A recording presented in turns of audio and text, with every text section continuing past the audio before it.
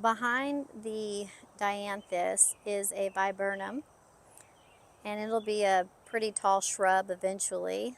I'm going to try and train it into a tree form, and I think it's starting to put off a few shoots that would make a good main trunk. Behind that, I have a raised bed with strawberries in it. Let's see if I can get back there and see if there's any strawberries today. Uh-oh, bottom of that is getting loose. Huh. Probably when that wind came and whacked it all around. I was surprised that the arbor didn't fall over. The first time I installed that arbor, we had a gust of wind and it fell right over.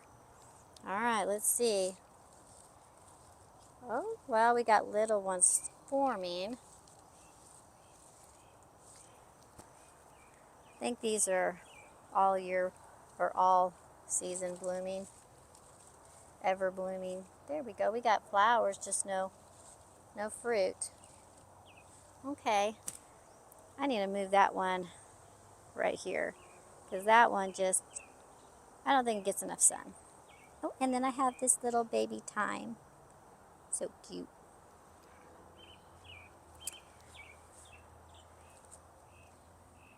This is a button bush. It's going to get really large, but I'm going to try to keep it really short until I can get my fence replaced. And then once I get the fence replaced, I will then allow it to get a little larger.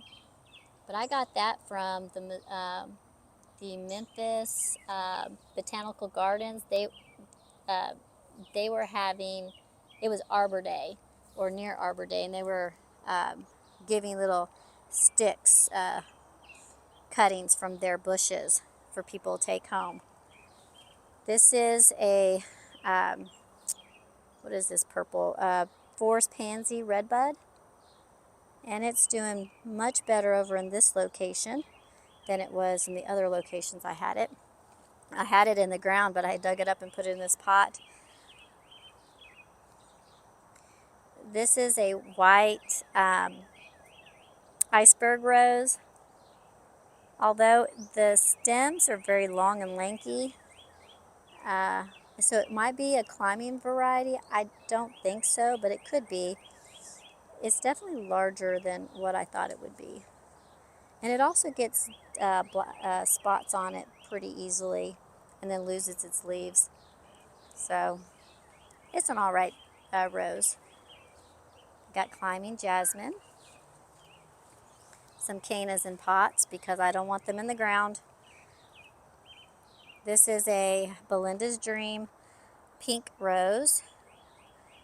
It already flushed out once. It might flush out again. I have to relocate my asparagus. It's just too tall for this spot.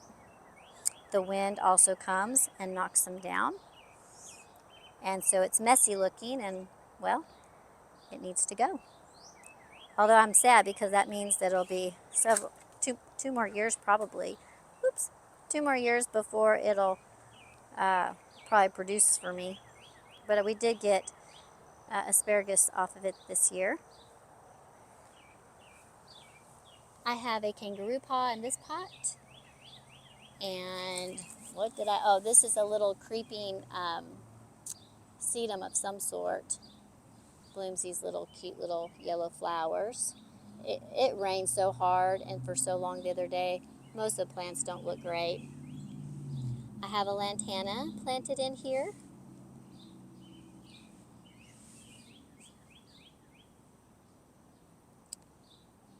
Gem, but it's a compact variety, gem.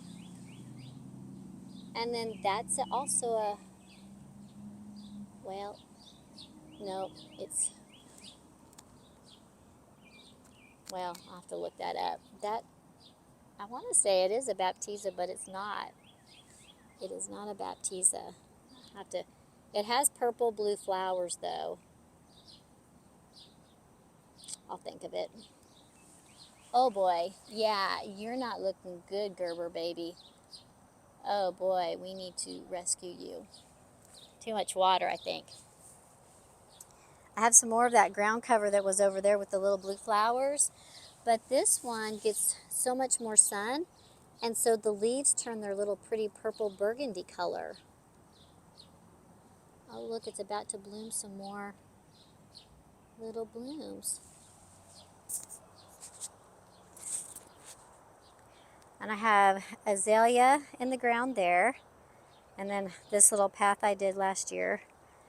And I showed this already, but I have hydrangea, endless summer hydrangea, and then I have a moonflower here that's probably going to bloom, surrounded by some dianthus, a lot of weed oxalis. This is a beauty berry. The leaves are pretty. I like this dark green with like purple bronze hues to it. It is a very pretty shrub. And then I have a blushing bride hydrangea, and then my Peggy Martin rose I have climbing up this trellis.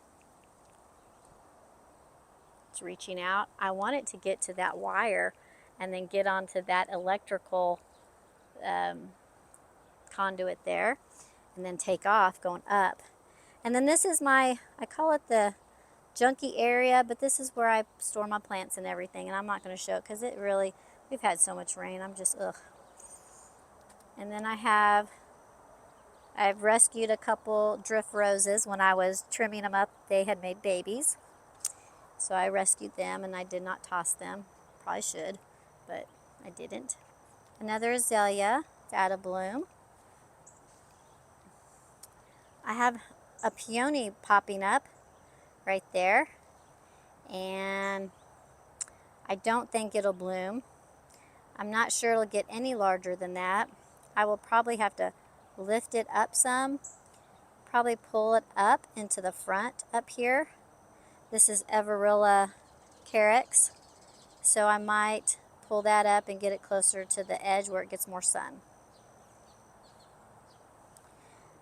This bank of green are Limelight Hydrangeas. I am going to train the middle one into a standard. I've already started doing that, getting it prepped and ready. Although this one here seems to want to be a standard, shooting off these taller stalks. And I think, oh yeah, I think that is a good, so you can see it, the one stem right here that goes up and branches out, but it does go straight almost all the way down.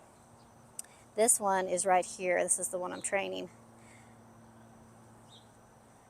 I'm just trying to help get the roots established by allowing it to flush out. So I'm training from behind, and then maybe next year, I will then trim all this off. But I'm letting the roots get the food and everything, because I want it to be really nice when I'm finished with it. I planted this redbud here so that when it leaves out, it will protect and give the Limelight hydrangeas more sun protection. Because they do get fried, the flowers can turn brown. In our zone, the full sun, it's mean to those pretty little blooms. So I'm doing my part to create some shade protection for them from the very late afternoon and into early evening sunlight. And then I have some more snapdragons. I have some Astromeria over there, that pink flower, and it's so pretty. And florists, you know, they love to use these for their floral arrangements, and so I decided, well, I'm just going to grow me some because I love to make floral arrangements. Look at this Gerber Daisy. It is doing really well as far as the leaves. The blooms are all spent, but let's see if they have any new ones coming up. But this is a raised potting mix in this raised bed. And it's definitely not as moist. It's not retaining or holding on to the water too long. And that's probably why it's doing good. So I will definitely try and rescue that one over there that has petered out quite bad.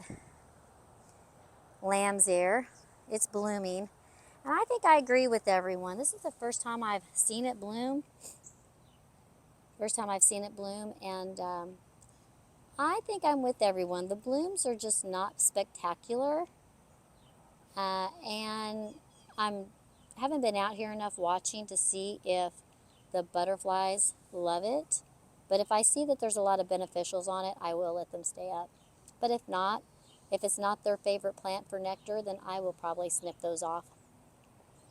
And down here I have some more verbena. Now this has stayed in the ground a couple years. I did protect it because I do like it. This is not where it's planted. It is actually planted right up here. But it has sent a stem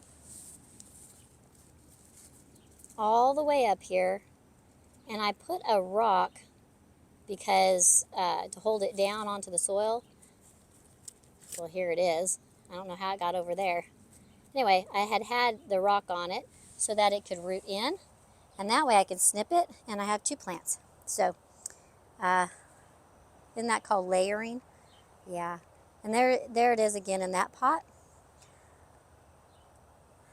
And then I have my clematis, and it is just starting to peter out a little bit, but it'll flush back out again.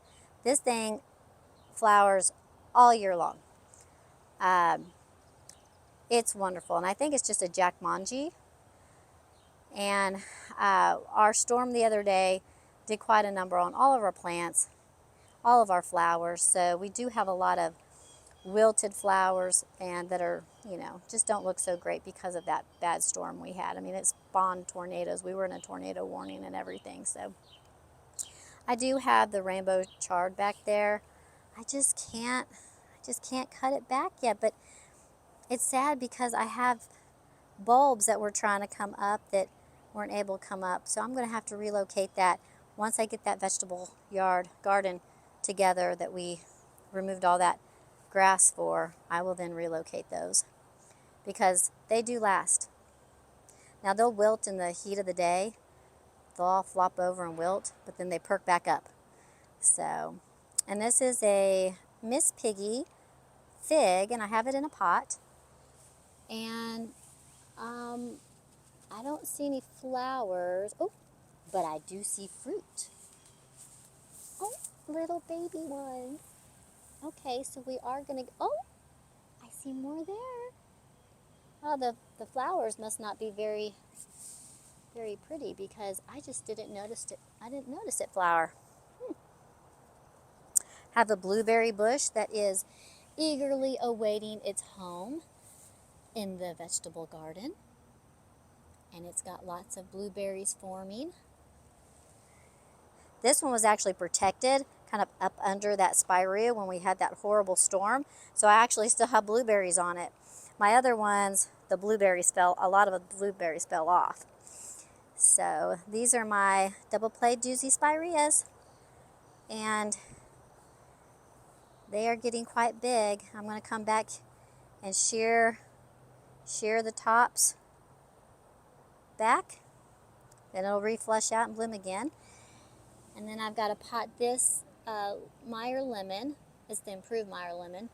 I got to get this potted up and get this into the, well, I'm going to put it in the ground probably by my west wall, brick wall.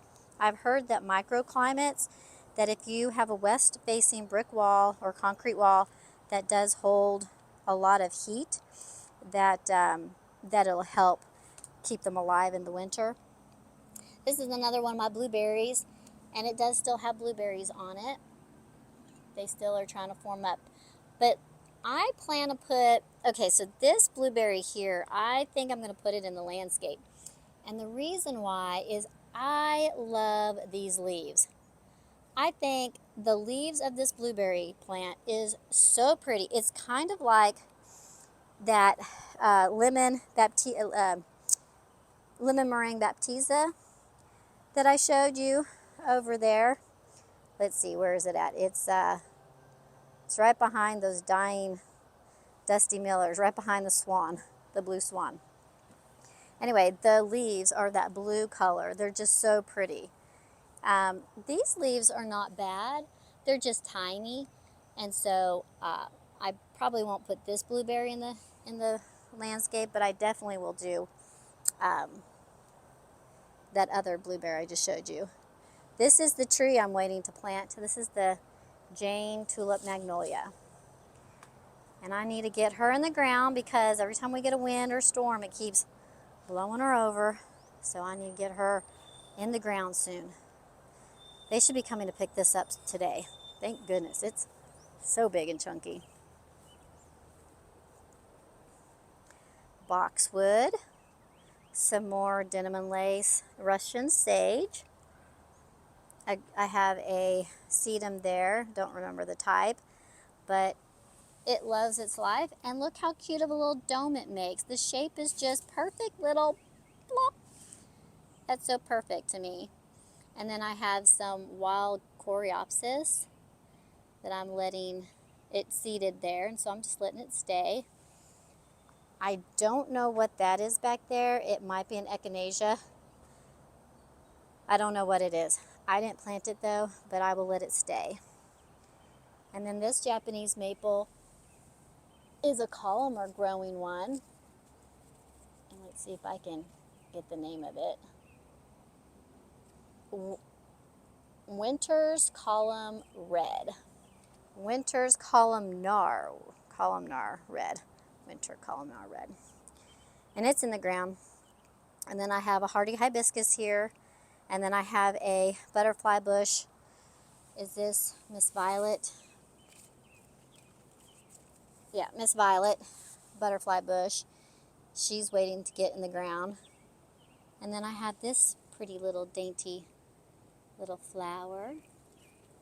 I thought it was a phlox, but it's not. It is a Iberis. But I thought it was a phlox just because the needle-like shape of the leaves. But it's so pretty. I did a photo of this, all three of these together. It was, I mean, when this was in full bloom, it was just amazing. And the color on these blooms are so iridescent. Gorgeous. Just gorgeous. Have another boxwood I'm turning into topiary. This is a sweet olive. This one's doing much better than the other one on the other side of the garden. And then I have some amaryllis that are in the ground. They're kind of an orange color, so I've been digging them up and putting them in pots because I'm probably going to sell them and get rid of them. And then I have not a bleeding heart. This is an astilbe. I don't remember the variety. Let's see. It's out of bloom. Vers Pink Unique. Vers Pink Unique.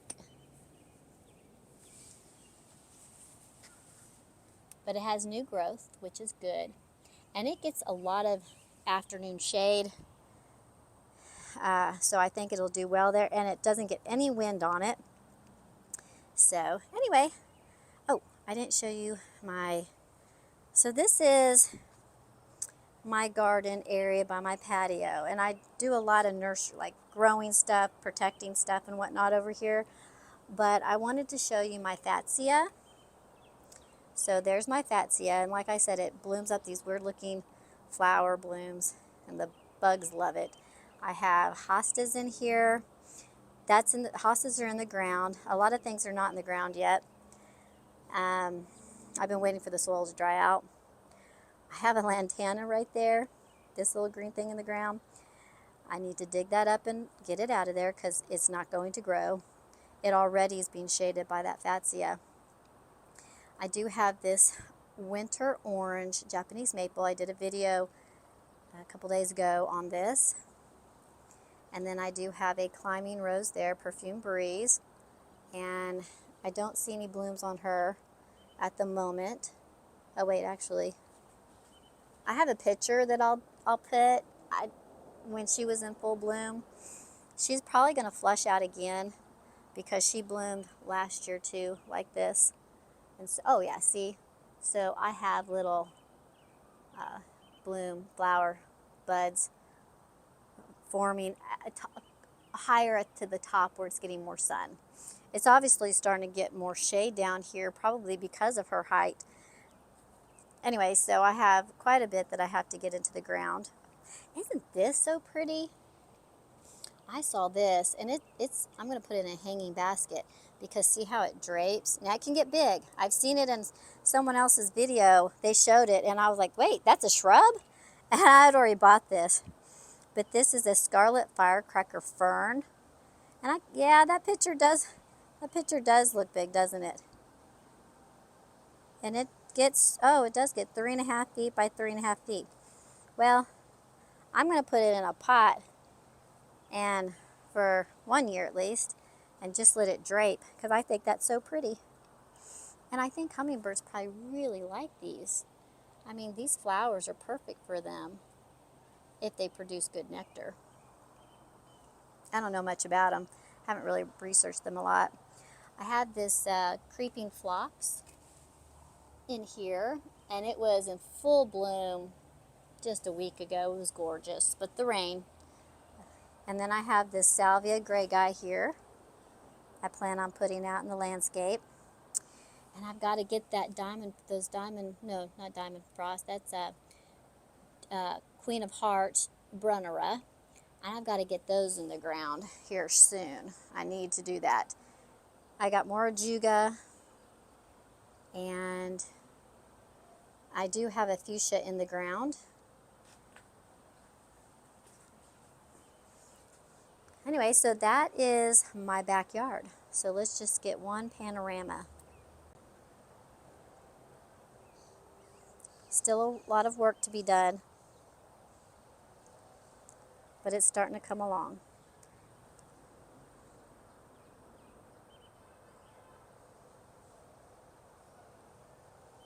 A lot of color.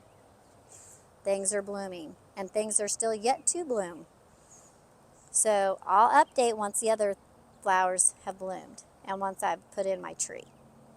Until next time, y'all have a great day. Bye-bye. I'm sorry, how did I miss you? I had a client send me this after closing. He sent me a gift basket, and I told him, he had told me that I could have some amaryllis out of his yard that were more pink and white, and I told him I had orange ones, and so he sent me this gift basket. Anyway, it is pretty. It is not orange. In the photos it might look more orange-red, but it is more of a coral orange, and it is just so pretty, and I plan to take it out and put it in the garden once I can remove some of these other ones that I have. It's so pretty. I just love that.